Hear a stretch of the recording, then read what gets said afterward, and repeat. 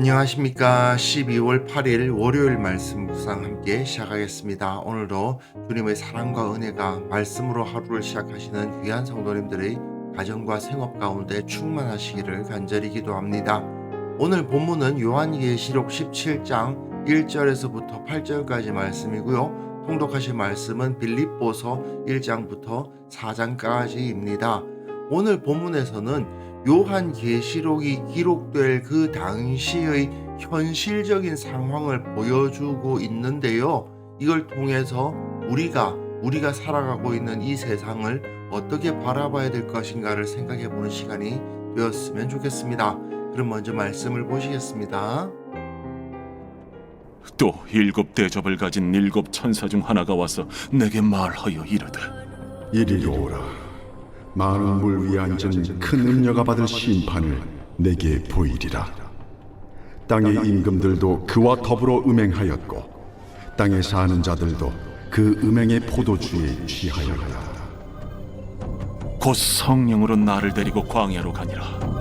내가 보니 여자가 붉은 빛 짐승을 탔는데 그 짐승의 몸에 하나님을 모독하는 이름들이 가득하고 일곱 머리와 열 뿔이 있으며, 그 여자는 자줏빛과 붉은빛 옷을 입고 금과 보석과 진주로 꾸미고 손에 금잔을 가졌는데 가증한 물건과 그의 음행에 더러운 것들이 가득하더라. 그의 이마에 이름이 기록되었으니 비밀이라, 큰 바벨론이라, 땅의 음녀들과 가증한 것들의 어미라 하였더라. 또 내가 보매 이 여자가 성도들의 피와 예수의 증인들의 피에 취한지라. 내가 그 여자를 보고 놀랍게 여기고 크게 놀랍게 여기니 천사가 이르되, 왜 놀랍게 여기느냐? 내가 여자와 그가 탄 일곱 머리와 열 뿔 가진 짐승의 비밀을 내게 이르리라. 네가 본 짐승은 전에 있었다가 지금은 없으나 장차 무저갱으로부터 올라와 멸망으로 들어갈 자니, 땅에 사는 자들로서 창세 이후로 그 이름이 생명책에 기록되지 못한 자들이 이전에 있었다가 지금은 없으나 장차 나올 짐승을 보고 놀랍게 여기리라. 요한계시록을 해석하면서 재림 때에 어떤 일이 구체적으로 일어날 것인가를 가지고 논하는 분들이 꽤 있습니다. 또 20세기나 21세기 국제 정세를 요한계시록으로 해석하시는 분들도 없지 않아요. 그런데 사실 이거는 요한계시록의 본질하고는 상당히 많이 떨어져 있는 태도입니다.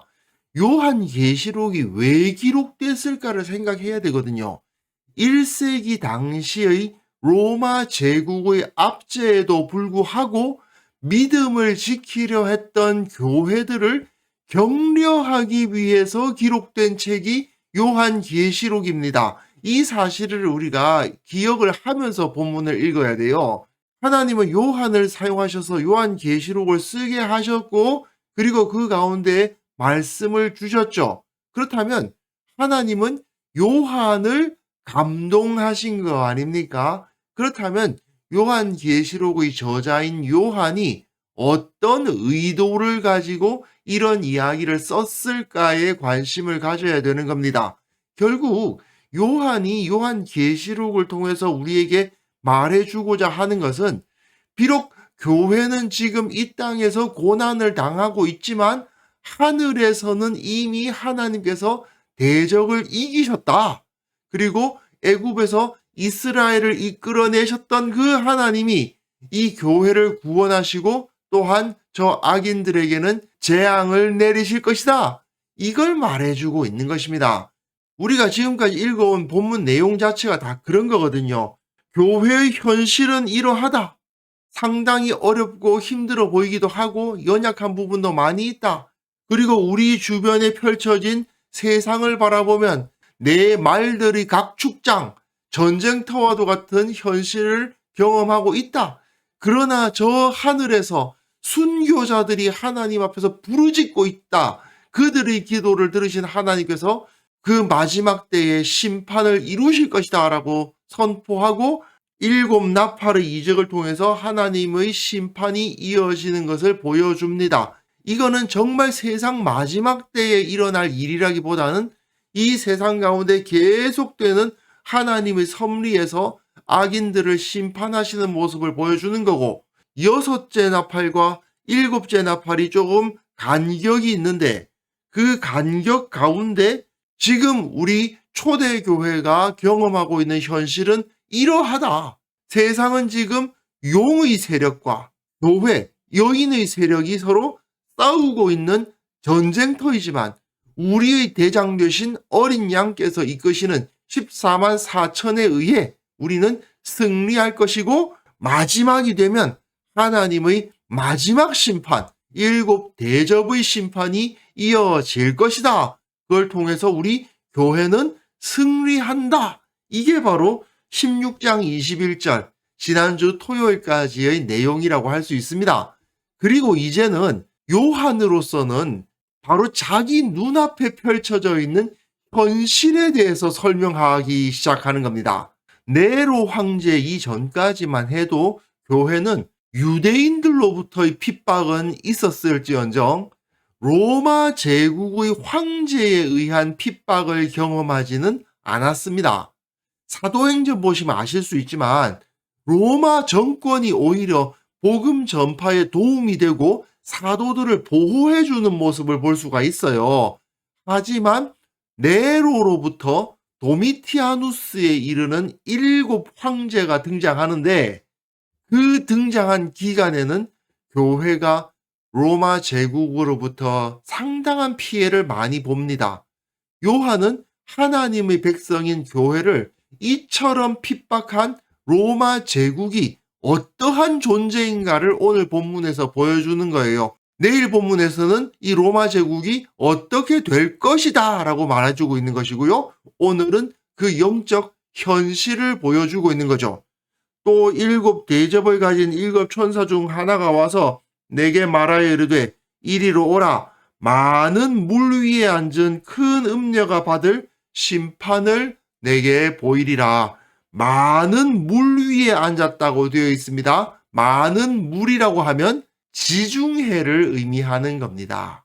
로마는 지중해를 그 영토의 내해로 쓰고 있었던 나라 아닙니까? 그렇기 때문에 많은 물 위에 앉은 큰 음녀가 받을 심판을 너에게 보여주겠다고 하는데, 이게 결국은 로마가 어떤 심판을 받을 것인가를 보여주고 있는 것이에요. 참고로 이 당시 사람들은 이 로마라는 것 자체를 신으로, 여신으로 만들어서 숭배를 했던 것 같습니다. 물론 이 상은 비교적 후대에 재현해서 만든 상이긴 하지만 로마 여신의 모습인데 이렇게 자주색 옷을 입었다는 것도 재미있고, 손에 뭔가를 들고 있죠. 그리고 여기에 왕권을 상징하는 유, 이런 것을 가지고 있는 모습을 볼 수가 있습니다. 땅의 임금들도 그와 더불어 음행하였고 땅에 사는 자들도 그 음행의 포도주에 취하였다 하는데, 땅의 임금들, 로마가 다스리는 그 큰 제국 안에 포함되어 있는 작은 나라들이죠. 크고 작은 나라들을 다스리는 임금들이 그와 더불어 음행합니다. 황제 숭배를 했잖아요. 황제를 신으로 받들면서 그 황제 신 앞에 분향했던 자들이 바로 이 사람들 아닙니까? 또 땅에 사는 자들, 불신자들이죠. 하나님을 알지 못하는 자들이 그 음행의 포도주에 취하였다. 우상 숭배를 일삼고 있었다라는 것을 고발하고 있는 것이고요. 곧 성령으로 나를 데리고 광야로 가니라. 광야로 가보니 여자가 붉은 빛 짐승을 탔는데, 그 여자가 타고 있는 짐승의 몸에는 하나님을 모독하는 이름들이 가득하고 7 머리와 10 뿔이 있습니다. 7 머리라는 것은 네로로부터 도미티아누스까지 이르는 7 황제들을 의미하는 것이 아닌가 생각이 되고요. 10 뿔이 있었다는 것은 10이라는 숫자에 대해서 제가 상징수 이야기를 했었습니다. 10가지 재앙을 떠올리게 하는 거잖아요. 애굽의 바로와 같은 존재라고 생각할 수 있겠습니다. 로마의 모습을 보면 계시록 12장에 나와 있는 교회의 모습과는 상당히 대조가 되죠.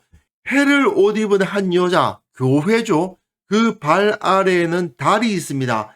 태양과 달에 의해서 그 그 영광을 가지고 있고, 그리고 12별의 관, 12지파, 12사도를 의미하는 그 12의 관을 쓴 교회의 모습과는 완전히 대조되고 있는 것을 볼 수 있습니다. 그 여자는 자줏빛과 붉은빛 옷을 입고 금과 보석과 진주로 꾸미고 손에 금잔을 가졌는데 가증한 물건과 그의 음행의 더러운 것들이 가득하더라. 자줏빛과 붉은빛 옷을 입었다는데 이게 염료가 제일 비싼 것이 자줏빛 그리고 붉은빛이었거든요. 그런 옷을 입고 금, 보석, 진주로 꾸미고 금잔을 가졌는데 그 잔에는 가증한 것, 더러운 것들이 가득하더라는 거죠. 로마 여신은 사실은 잔은 아닌데 뭔가를 들고 있는데 이것을 금잔이라고 말하면서 여기에 더럽고 가증한 것이 가득 들었다 이렇게 표현하고 있는 것일 수도 있겠습니다. 그리고 그의 이마에 이름이 기록되었으니 비밀이라 큰 바벨론이라 땅의 음녀들과 가증한 것들이 엄이라 하였더라 되어 있는데요. 그의 이마에 이름이 기록되었으니 비밀이라 이 부분을 그의 이마에는 이름이 비밀스럽게 기록되어 있다 이렇게 번역할 수도 있어요. 보통은 이 비밀, 미스테리온인데 이 단어는 이 로마의 이름에 포함되지 않는 것으로 여겨집니다. 이제 큰 바벨론부터 시작해서 가증한 것들이 어미라고 하는 것이 이름인데 많은 헬라어 성경들이 이렇게 그 이름을 대문자로 쭉 쓰고 있어요. 바빌론 호 메갈레, 큰 바빌론 이런 말이고요. 호 메테르톤 포르논, 포르논 하면은 음녀, 창기란 뜻이죠. 그리고 카이톤, 브델리가마톤, 테스게스, 땅의 가증한 것들의 음녀들의 어머니 그리고 땅의 가증한 것들의 어머니 이렇게 이름이 매우 길죠. 왜냐하면 이 당시에 로마 황제들의 이름이 길어요. 이렇게 긴 이름을 가지고 자기를 나타내는데 이 로마를 나타내는 음녀가 긴 이름을 가졌다고 기록함으로써 이게 어떤 존재인지를 밝혀주고 있는 겁니다. 요한은 사실 이런 상징을 사용해서 로마를 비판하고 있는 건데요. 보안 때문에 이렇게 썼을 수도 있습니다. 이 당시에 상당히 위험했기 때문에 로마를 바로 비판했다가는 위험할 수도 있으니까 이렇게 상징적인 표현을 사용해서 로마를 비판했다고 볼 수도 있는 것 같습니다. 어쨌든 로마는 음란한 문화와 셀 수도 없는 수많은 우상들을 숭배하는 곳이었고 결국 하나님의 심판 앞에 놓이지 않을 수가 없는 존재다라는 것을 이 이름이 보여주고 있는 거죠. 그리고 그의 이마에 이름이 기록되어 있잖아요. 이거는 사실은 그 당시의 노예들에게 행하던 일이었습니다. 그 이마에다가 그 주인의 이름을 박는 거예요. 사실은 일곱인 이야기 나올 때에도 하나님께서 자기 백성의 이마에 인을 치시지 않습니까? 그럼 종이란 뜻이냐? 맞습니다. 누구의 종입니까? 주님의 종이죠. 하나님의 종됨을 나타내는 표식으로서 이마에다가 인을 쳤던 것인데 그렇다면 이 로마를 나타내는 음녀의 이마에도 이름이 있었다? 그 영적인 현실은 노예와 다름이 없었다. 죄의 노예였구나 하는 것을 깨닫게 해주는 표현이기도 해요. 또 내가 보매 이 여자가 성도들의 피와 예수의 증인들의 피에 취한지라. 로마가 교회를 핍박하여 성도들의 피와 예수의 증인들의 피에 취했다라고 표현하고 있습니다. 내가 그 여자를 보고 놀랍게 여기고 크게 놀랍게 여겼다. 이거는 그 앞에서 큰 두려움을 느꼈고 또한 그 환상의 의미를 제대로 깨닫기가 힘들었다는 뜻이기도 합니다. 그렇기 때문에 천사는 요한에게 천사가 이르되 왜 놀랍게 여기느냐? 내가 여자와 그 탄 7머리와 10뿔 가진 짐승의 비밀을 내게 이르리라. 이제 이 여자가 누구인지 알려줄게 하고 말하고 있는데요. 사실은 요한이 이 천사의 말을 여기에 두는 이유는 오해하지 말라는 뜻입니다. 이 음녀는 로마다 하는 것을 확실하게 보여주기 위해서 이렇게 설명을 덧붙이고 있는 거예요. 그러니까 이것을 다른 식으로 해석하는 것은 요한, 곧 저자의 의도를 무시하는 행위입니다. 맞지가 않는 거죠. 내가 본 짐승은 전에 있었다가 지금은 없으나 장차 무저갱으로부터 올라와 멸망으로 들어갈 자니, 그 짐승을 여자가 타고 있었잖아요. 이거는 황제를 보여주는 거죠.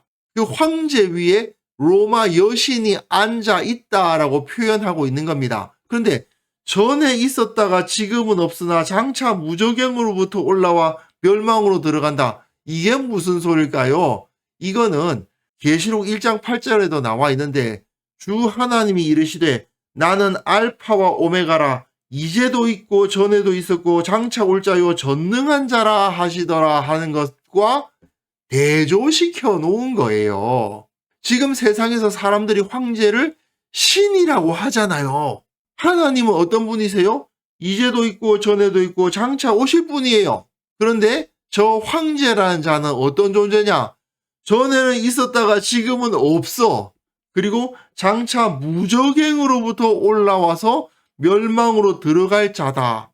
여기 뒤에도 보시면 이전에 있었다가 지금은 없으나 장차 나올 짐승을 보고 놀랍게 여기더라 하는 표현이 나와 있죠. 이렇게 두 번 제시하면서 이게 로마 황제인데, 로마 황제는 멸망으로 들어갈 자일 뿐 결코 신이 아니다.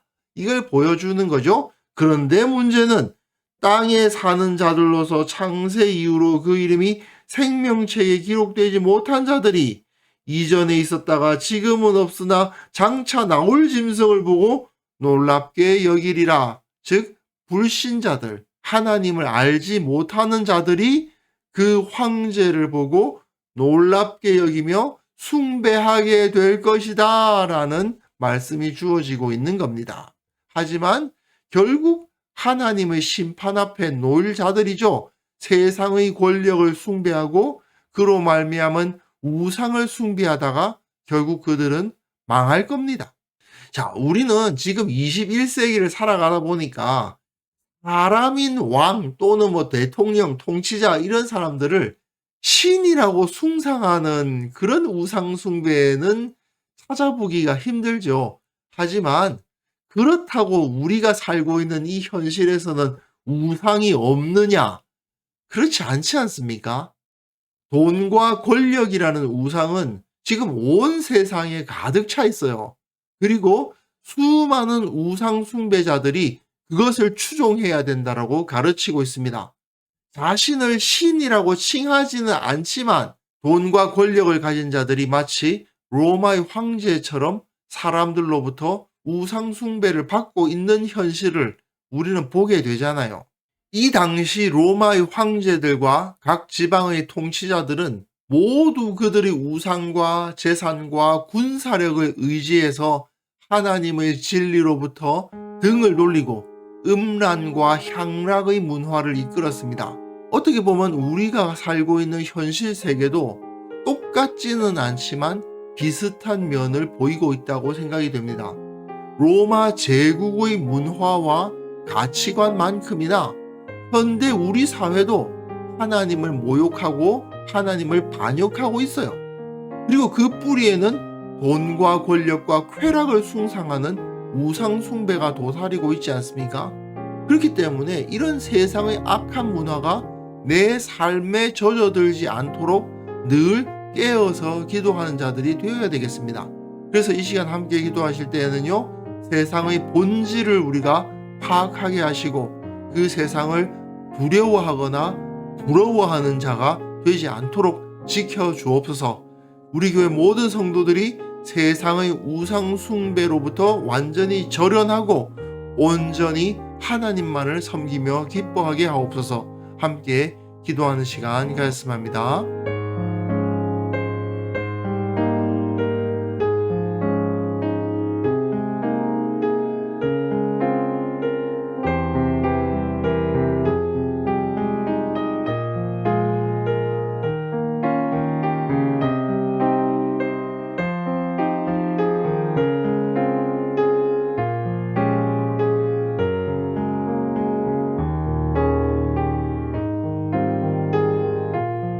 하나님 아버지, 우리가 이 세상의 본질이 무엇인지를 바르게 파악하게 하시고 이 세상을 두려워하거나 따라가려는 마음을 다 제거하여 주시고 오직 주님을 의뢰하는 믿음으로 살아가게 하여 주옵소서.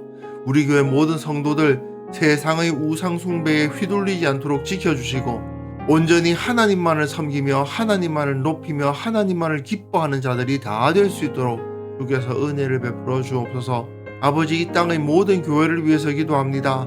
이렇게 우상 숭배하고 있는 세상 가운데 섰사오니 저들 가운데 올바른 길을 제시할 수 있도록 도와주시고 참된 진리와 지혜를 가르치는 거룩한 공동체가 될 수 있도록 도와주옵소서.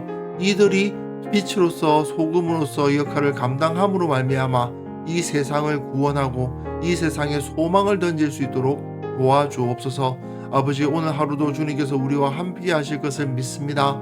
주님께서 우리의 마음을 지켜주시고 세상의 어떠한 공격이나 유혹에 흔들리지 않도록 도와주시고 능히 이겨나갈 수 있는 믿음과 능력을 허락하여 주옵소서. 모든 것이 형통하게 진행되어 나갈 수 있도록 도와주시고 주님의 은혜, 주님의 함께 하심이 우리 가운데 충만한 것을 체험하는 하루를 살아갈 수 있도록 도와주옵소서. 감사드리옵고 예수님의 이름으로 기도합니다. 아멘.